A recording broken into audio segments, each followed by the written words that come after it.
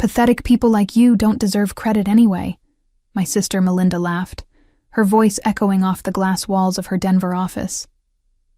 I sat there in the chair I'd helped her pick out 3 years ago, staring at the woman who had just fired me from the company I'd built from the ground up. The irony wasn't lost on me. Even the motivational quotes framed behind her desk were ones I'd designed and printed. My name is Tessa Franklin, and for 14 years, I've been the invisible force behind my sister's real estate empire. At 43, I'm a graphic designer and marketing strategist who foolishly believed that family meant partnership. Every logo, every website, every sales funnel that made Melinda's company successful came from my hands, my creativity, my sleepless nights. I never charged her a penny because she always called it our future. But sitting in that sterile office, watching her smirk while her best friend Chelsea York lounged in the corner scrolling through Instagram, I realized there was no our anymore. There probably never had been. "You're out," Melinda had said just moments before, not even bothering to look up from her oversized mahogany desk. Chelsea brings a younger energy to the brand. Fresh perspective, you know? I looked at Chelsea, a 26-year-old influencer whose biggest professional accomplishment was getting 50,000 followers by posting workout videos in designer athletic wear. Her resume consisted of sponsored posts for protein powder and teeth whitening kits. This was who Melinda thought could replace 14 years of my expertise. "What about everything I've built here?" I asked, my voice steady despite the earthquake happening inside my chest. "You should be grateful I let you help," Melinda replied, finally meeting my eyes with that cold stare I'd seen her use on difficult clients. Most sisters wouldn't have been so generous. The word generous hung in the air like a toxic cloud. Generous. For 14 years of free work, for building her entire digital presence, for creating the brand identity that made her millions, for designing every marketing campaign that brought in her biggest clients. Chelsea giggled from her corner. "Don't worry, Tessa. I'm sure you'll find something. Maybe try Fiverr?" That's when something inside me shifted. Not anger. Something colder. Something more calculating. I stood up slowly, gathering my purse and the single notebook I'd brought to what I thought was going to be a strategy meeting. "You're right," I said, walking toward the door. I should be grateful. Neither of them caught the edge in my voice. They were too busy celebrating their brilliant business decision to notice that I hadn't said I was grateful, just that I should be. Growing up, Melinda had always been the golden child. 3 years younger than me, she possessed the kind of effortless charm that made teachers overlook her missing homework and parents excuse her broken curfews. I was the responsible one, the one who cleaned up her messes and helped her study for tests she hadn't prepared for. When she announced she wanted to start a real estate business 8 years ago, I was working as a freelance graphic designer, struggling to build my own client base in Denver's competitive market. Melinda had just gotten her real estate license and needed help with just a few small things. A logo, maybe a simple website. "Think of it as an investment in our family's future," she'd said over dinner at our favorite Italian restaurant downtown. "Once the business takes off, we'll be partners. 50-50 split on everything." I believed her. Why wouldn't I? She was my sister, and despite her flaws, I thought our bond meant something. So I designed her logo, an elegant script with subtle mountain silhouettes that perfectly captured Denver's real estate market.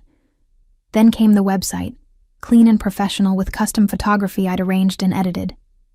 Then the business cards, brochures, social media templates. "Just one more thing," became Melinda's favorite phrase. "One more marketing campaign. One more client presentation. One more complete rebrand," when she decided to expand into luxury properties. Our parents praised her business acumen constantly. "Melinda's such a natural entrepreneur," they'd say at family dinners. "She's built something incredible from nothing." From nothing. As if the hundreds of hours I'd poured into her success were nothing. But I kept working, kept believing in that future she promised. When she bought her first office, I helped her choose the furniture and designed the interior graphics. When she hired her first employee, I created the training materials and employee handbook. When she won Realtor of the Year 3 years running, I designed the marketing materials that announced it to the world. I watched her grow from selling starter homes to dealing exclusively with multi-million-dollar properties. Her client list read like a who's who of Denver's elite: tech executives, professional athletes, entertainment industry moguls. The commissions were enormous, and the success should have been ours to share. Instead, I remained the invisible sister. At industry events, she'd introduce me as my sister who helps out with some design stuff. If clients complimented the marketing materials, she'd smile and accept the praise without mentioning my name.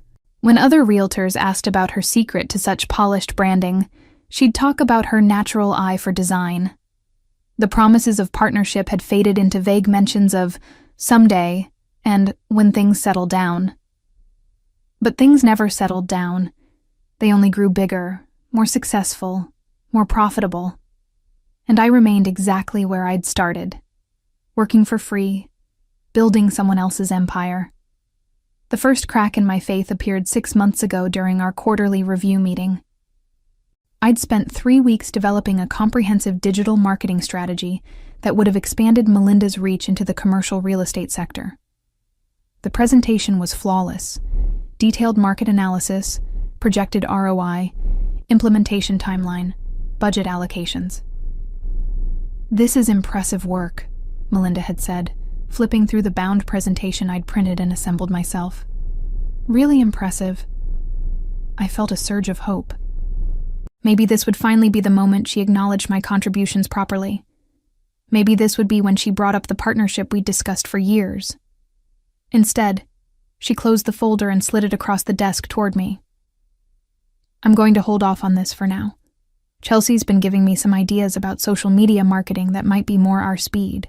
Chelsea had been hanging around the office more frequently, offering unsolicited advice about authentic engagement and influencer partnerships. Her suggestions usually involved hiring her friends to post about properties in exchange for free clothing or restaurant gift cards. "Melinda," I said carefully, "commercial real estate could increase your annual revenue by 40%. Chelsea's ideas are fine for residential social media, but they won't work for attracting serious commercial investors." "I appreciate your input," she replied in the tone she used with overeager clients, "but I think I know my business better than anyone." My business. Not our business anymore. That same week, I discovered she'd implemented one of my campaign ideas without credit, presenting it to a major client as her own innovative strategy. When I confronted her about it, she laughed it off. "Come on, Tessa, we're family.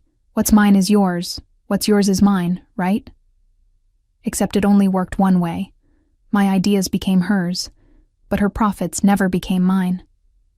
The second crack appeared when she hired a new assistant and offered her a starting salary that was more than I'd earned in the past 2 years of freelance work combined.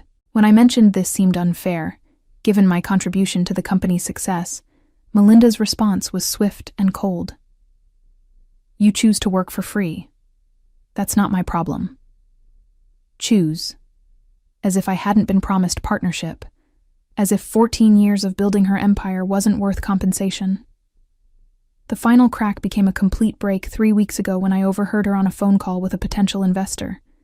She was describing her company's proprietary marketing strategies and innovative branding approach that set her apart from other real estate firms. Every strategy she described was mine. Every innovative approach had come from my research, my creativity, my expertise. She was selling my work as her unique vision, and she was commanding premium prices for it. That's when I realized the truth I'd been avoiding for years. Melinda had never intended to make me a partner. I wasn't her business collaborator. I was her free labor source, and she planned to keep it that way forever. The morning Melinda called me into her office to fire me, I'd actually prepared a proposal for expanding our services into property management. I'd spent the previous weekend researching market opportunities, creating financial projections, and designing a complete branding package for the new division. It represented 60 hours of work, that could have generated an additional $200,000 in annual revenue. I walked into her office with that proposal in hand, ready to present what I thought could be our biggest opportunity yet. Instead, I found Chelsea lounging in the client chair, her phone propped up against a coffee mug as she recorded herself applying lip gloss. "Perfect timing," Melinda said without looking up from her computer. "I was just telling Chelsea about the changes we're implementing."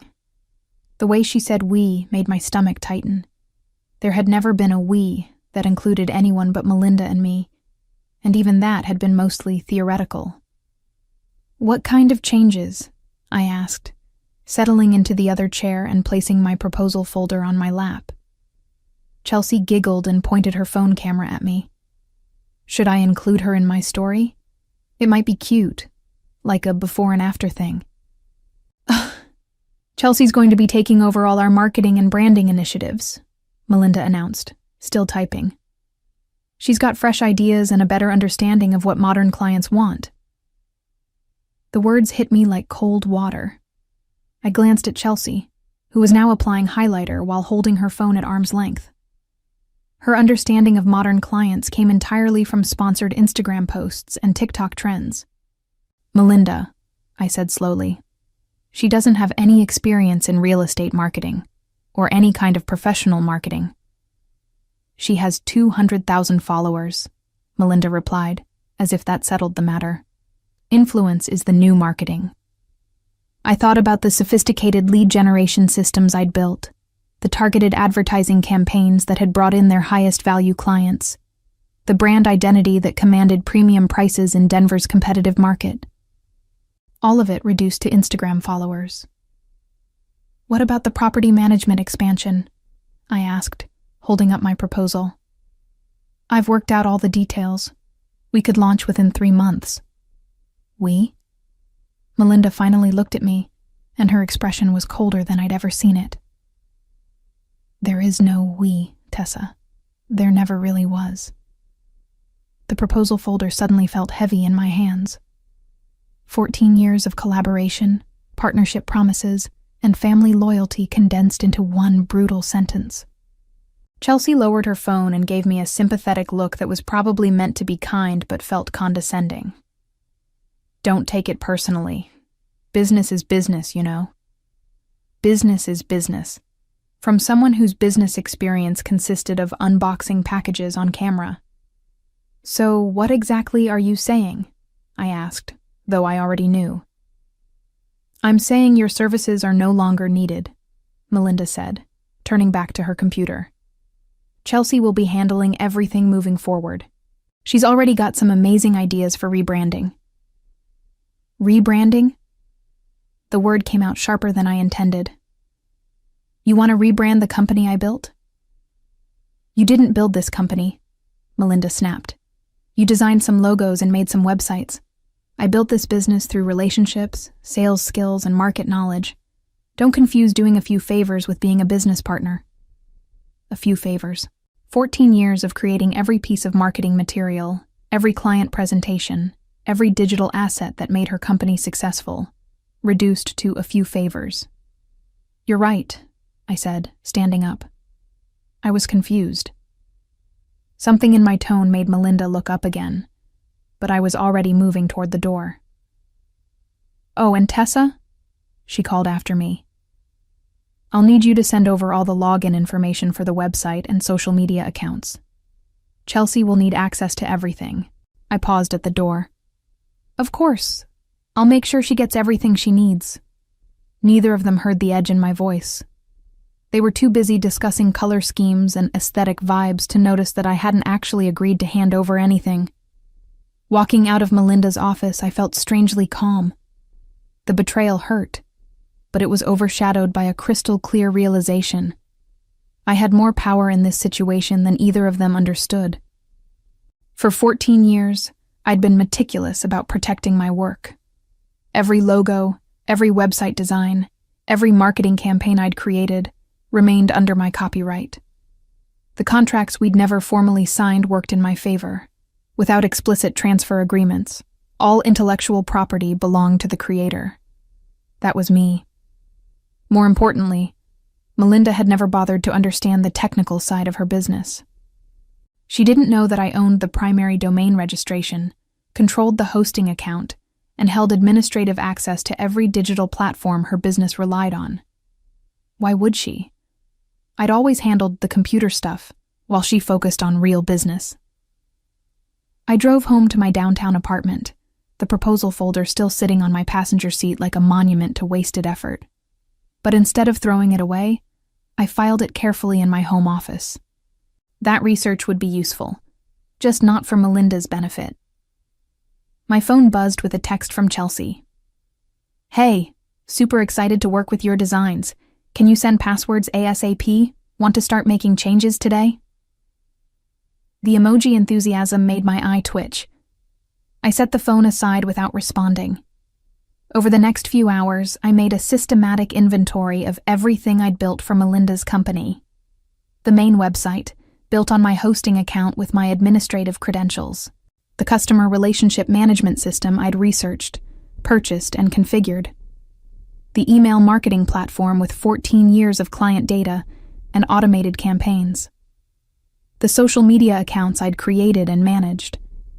The cloud storage system containing every client presentation, marketing template, and brand asset. All of it traced back to accounts I owned and controlled. I opened my laptop and began documenting everything methodically. Screenshots of account ownership, copies of original design files, records of domain registrations, all time-stamped and organized. If this became a legal matter, I wanted comprehensive evidence. Around 6 p.m., my phone rang. Melinda.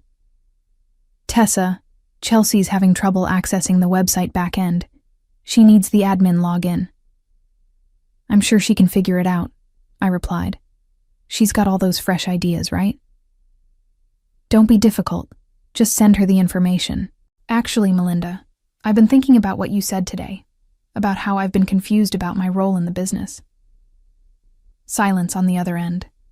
"You're absolutely right. I was confused. I thought we were partners working toward a shared future. But you've clarified that I was just someone doing favors." "Tessa. So I've decided to stop being confused. No more favors." "What does that mean?" "It means I'm reclaiming ownership of my work. All of it." Another long silence. "You can't be serious." "I'm very serious. Every piece of intellectual property I created for your company remains my legal property. The website, the branding, the marketing systems, all of it was created under my copyright." "That's ridiculous. You can't just..." "I can, and I am. You said business is business, right? This is business." I hung up before she could respond. Within an hour, Chelsea had texted me 6 times, each message more frantic than the last. Then Melinda called again, then texted, then called from the office number. I ignored them all. Instead, I opened my laptop and began the process I'd been unconsciously preparing for, since the moment Melinda dismissed 14 years of my work as a few favors. It was time to show her exactly what those favors were worth. Friday evening, I sat at my kitchen table with my laptop open and a cup of coffee growing cold beside me. Outside my windows, Denver's downtown lights twinkled like a circuit board, and I felt oddly peaceful for someone about to dismantle a business empire. I started with the website. The entire Franklin Realty site was hosted on my personal hosting account, something I'd set up years ago when Melinda was just starting out and couldn't afford business-level hosting. I'd maintained it ever since, upgrading the service as her business grew, paying the bills from my own credit card and never asking for reimbursement because it was supposed to be our investment. With a few clicks, I revoked administrative access for everyone except myself. Then I set the site to private, displaying only a simple message. "Site under maintenance. Please check back soon." Next came the email system. Melinda's entire client communication platform ran through a professional email service I'd researched and configured. Every automated follow-up sequence, every client newsletter, every lead nurturing campaign, all of it flowed through systems I'd built and managed. I suspended the account. The customer relationship management platform was next. 14 years of client data, Sales pipelines and automated workflows disappeared behind a login screen that only I could access. Then the social media management tools, the automated posting schedules, the advertising accounts with their carefully crafted campaigns and optimized targeting. One by one, I reclaimed control of every digital asset I'd created. My phone buzzed constantly with increasingly desperate messages from both Melinda and Chelsea. I let them go to voicemail while I worked systematically through my list. The final step was the most important, backing up everything valuable and then changing the passwords on every account. Not out of spite, but because these were my creations, my intellectual property, and I had every legal right to protect them. Around 11 p.m., I received a call from a number I didn't recognize. "Tessa, this is David Chen from Franklin Realty." I recognized the voice of Melinda's top-performing agent. "I'm sorry to bother you so late, but we've got a major problem. None of our systems are working. The website's down, emails are bouncing, and I've got clients trying to schedule showings who can't reach us. Have you talked to Melinda about this? I've been trying to reach her for hours. She's not answering her phone. Look, I don't know what's going on between you two, but I've got a $2 million deal that's supposed to close Monday morning. My clients are panicking because they can't access the virtual tour or property documents." I felt a twinge of sympathy for David. He was a good agent who'd always treated me respectfully. But his problem wasn't with me. "David, I'm no longer affiliated with Franklin Realty. You'll need to work with Melinda and Chelsea to resolve any technical issues." "Chelsea? The Instagram girl? Tessa, she doesn't know anything about our systems. We need you." "Then you should discuss that with Melinda. She made her position very clear today." After I hung up, I sat back and considered what I'd done. Some might call it revenge, but it felt more like reclamation. For 14 years, I'd built something valuable and given it away freely in exchange for promises that were never fulfilled. Now I was simply taking back what had always been mine. My phone rang again. This time it was Melinda, and this time I answered. "Tessa, what the hell have you done?" I stopped being confused. I replied calmly. "You wanted fresh ideas and younger energy. Figure it out. You can't destroy my business like this." "I'm not destroying anything. I'm just no longer maintaining it for free." By Monday morning, Franklin Realty was in complete chaos. The phone calls started early. Panicked agents, confused clients, angry contractors who couldn't access project documents. Melinda's carefully constructed empire was crumbling in real time. I learned about the fallout from multiple sources. David sent me a text around 8 a.m. 3 agents quit this morning. Clients are threatening to sue. Whatever happened, this is bad. Social media told the rest of the story. Chelsea had managed to post a cheerful, "new week, new energy" message on her personal Instagram, but Franklin Realty's accounts remained silent. The company's professional image, built over 14 years, had vanished overnight. Around noon, my phone rang. It was Harrison Miller, one of Denver's most prominent real estate attorneys, and a client I'd worked with on several high-end marketing campaigns. "Tessa, I heard about the situation with Franklin Realty. I'm representing 3 of their former clients who are considering legal action over failed closings, but I'm calling because I have a proposition for you." He explained that several of Melinda's former agents were looking to join new firms, but wanted to work with someone who understood luxury real estate marketing. They'd specifically asked for me. "I'm expanding my real estate division," Harrison continued. "I need someone who can handle sophisticated branding and marketing for high-net-worth clients. Interested?" 3 hours later, I was sitting in Harrison's downtown office, signing a contract as Director of Marketing for Miller & Associates Real Estate. The salary was triple what I'd been making as a freelancer, plus profit sharing and full creative control over all marketing initiatives. By 4 p.m., I'd received calls from 2 other real estate firms and a luxury property development company. Word was spreading quickly through Denver's tight-knit real estate community. Tessa Franklin was available, and everyone knew she was the creative force behind Franklin Realty's success. My phone buzzed with a text from an unknown number. "This is Chelsea. Melinda told me to ask if you'll come back. She says she'll pay you this time. I deleted the message without responding. 3 weeks later, I was settling into my new office at Miller & Associates when Harrison knocked on my doorframe. "Have you seen this?" He handed me a printed email.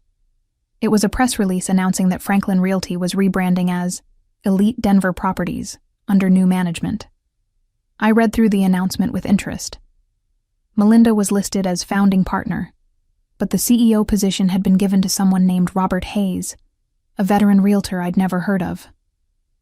Chelsea wasn't mentioned at all. "Word is that her investors forced the management change," Harrison explained.